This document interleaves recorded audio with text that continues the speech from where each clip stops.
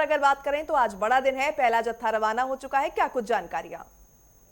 देखिए आज एक बड़ा दिन पूरे देश भर के लिए है। बाबा अमरनाथ यात्रा का जो शुभारंभ है वो आज बाजाबता तौर पे जम्मू के भगवती नगर से स्टार्ट हुआ, जहां पे जी मनोज सिन्हा ने पूजा अर्चना करके पहले जत्थे को जम्मू के भगवती नगर से रवाना किया। और इस जत्थे में तकरीबन जो है 4800 यात्री जो है वो वहां से रवाना हो गए हैं। और तकरीबन जो गाड़ियों की संख्या है वो 249 माफ कीजिएगा 259 जो गाड़ियां हैं, 260 के करीब जो गाड़ियां हैं उनमें वो रवाना हो गई है। और बम बम बोले के जो नारों के साथ गूंजने के बाद में जम्मू से ये जत्था, जो पहला जत्था है, ये रवाना हो गया है। और हमेशा की तरह इस बार भी जो रिवायती तौर पे जो उनके स्वागत के लिए अगर हम देखेंगे कि जो ही वो कश्मीर वारिद होंगे, अब से थोड़ी देर बाद जब कश्मीर वो जो है एंट्री करेंगे तो कश्मीर के नवयुक्त टनल के पास में सबसे पहले जो आम जो सिविल एडमिनिस्ट्रेशन है उनके साथ साथ जो लोग हैं, आम लोग हैं, वो उनके स्वागत के लिए वहां पे खड़े हैं।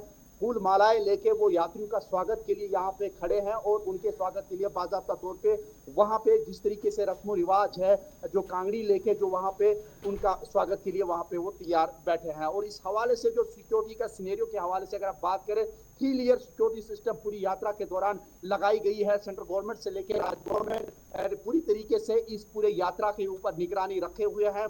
और 3 लेयर सिक्योरिटी सिस्टम लगा दी गई है।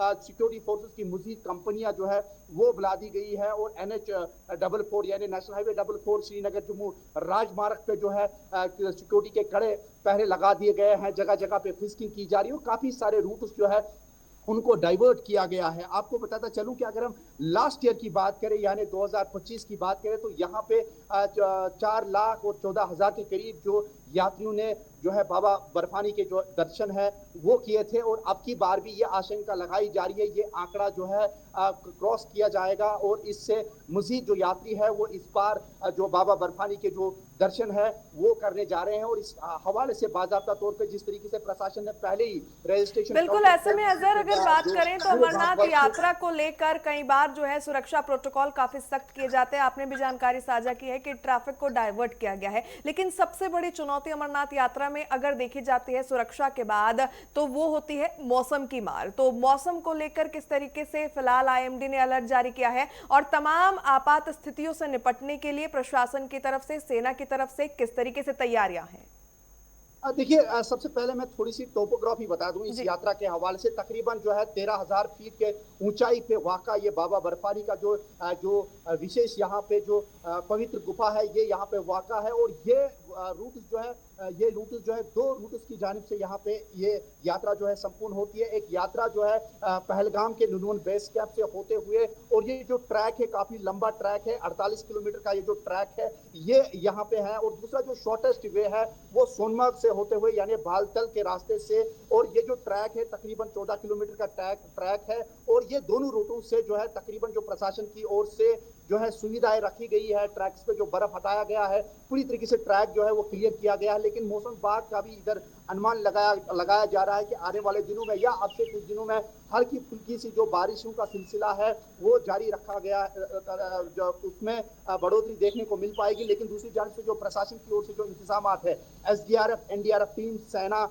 जो है वो अलर्ट मोड पे दिखाई दे रही है। वो किसी भी डिस्ट्रेस कॉल या किसी भी आपातकाल की स्थिति अगर पैदा होती है तो उस समय प्रशासन, सेना और SDRF NDRF टीम मिलके उस समय वो काम करेगी। लेकिन फिलहाल जो है पूरी तरीके से प्रशासन अलर्ट मोड पे है। प्रशासन से लेकर सिक्योरिटी फोर्सेस तमाम तर इंतजाम जो है वो मुकम्मल तौर पे किए गए हैं। जहां तक मौसम का ताल्लुक है, मौसम के हवाले से फिलहाल ये आशंका लगाई जा रही है कि अब से यानी लेट आवर्स में एक बार फिर बारिशों का सिलसिला देखने को मिलेगा। लेकिन बीते दिन हमने देखा था कि पहलगाम में भी जम के बारिशें हुई और इस बारिशों के बाद में मौसम विभाग ने एक बार फिर आशंका लगाई है कि लेट आवर्स में इन रूट्स पे जो है फिर से बारिशें हो सकती है। जी बिल्कुल, लगातार मौसम तो चुनौती बनता नजर आता ही है। हालांकि प्रशासन सख्त नजर आ रहा है। पहला जत्था रवाना हो चुका है, दूसरे ग्रुप को लेकर क्या कुछ तारीख सामने आई है अजहर?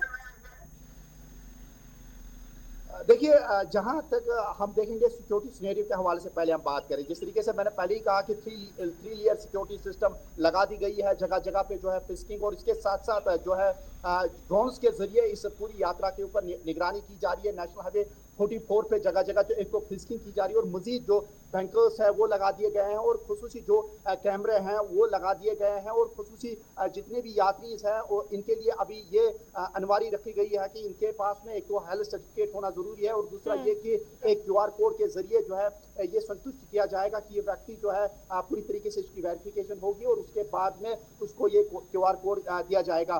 फिलहाल इस पूरी प्रक्रिया में खुसूसी जो इसमें काम करने वाले जो कर्मचारी होंगे या खुसूसी जो लोकल होने वाली है उनकी भी बाज़ाब्ता तौर पर पहले वेरिफिकेशन की गई है, सीआईडी वेरिफिकेशन की गई है, पुलिस वेरिफिकेशन की गई है और उसके बाद में उनको क्यूआर कोड दिया गया है ताकि उस क्यूआर कोड के माध्यम से ये पता लगाया जाए कि कौन शख्स जो है कौन संदिग्ध शख्स कोई संदिग्ध शख्स जो है इस यात्रा के दौरान कोई घटना ना पेश आए। लेकिन इसके बाद में हम देखेंगे कि सिक्योरिटी के जिस तरीके से कड़े इंतजाम किए गए हैं, 3 layer security system national highway बिल्कुल अजहर, लगातार सिक्योरिटी फोर्सेस इसके अंदर तैनात कर दी गई है। मौसम को लेकर लगातार जो है सतर्कता बढ़ते जा रही है। पहला जत्था रवाना हो चुका है। बहरहाल बहुत बहुत धन्यवाद तमाम जानकारियों के लिए।